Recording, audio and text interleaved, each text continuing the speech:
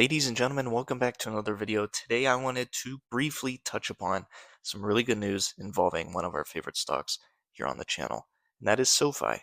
I've been mentioning for a while now, I've been wanting to sell the wheel on Sofi and try to generate some more income that way.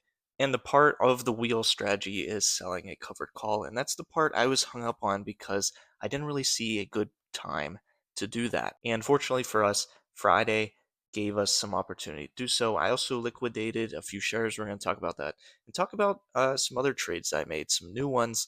And if you like this kind of content, please consider subscribing. If you're new to options and you want to learn them, I have a course for beginners. It's linked down below in the description. You can go check it out. Much appreciated for you even considering it. I'm continuing to add content to this. In fact, I just added more where I talked about some different strategies that I do to make some extra money selling options.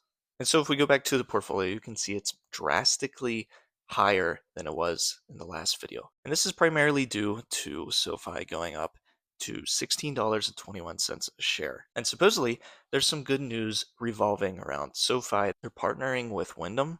It's a hotel chain, and they're going to make a debit card using their tech platform to allow folks to open up a Wyndham Rewards debit card. I think it's the first of its kind. And here's the whole tweet if you want to pause it and check it out. As for SoFi, a couple of my calls that I sold that were $16 calls were assigned on Friday. So you can see I'm down to 3,340 shares. I also liquidated 100 shares just on its own. I don't always have to sell covered calls if I want to liquidate some shares. If I see it spike up, I'll just maybe potentially go ahead and just sell those shares. And if it dips again, just sell puts to continue to do the wheel that way. So I liquidated 100 shares just on its own without it being under a covered call. And if we hop over to my spreadsheet that I use to track all of the options that I sell, I ended up selling a 1650 call that expires next Friday. I made $25 in premium off that one call.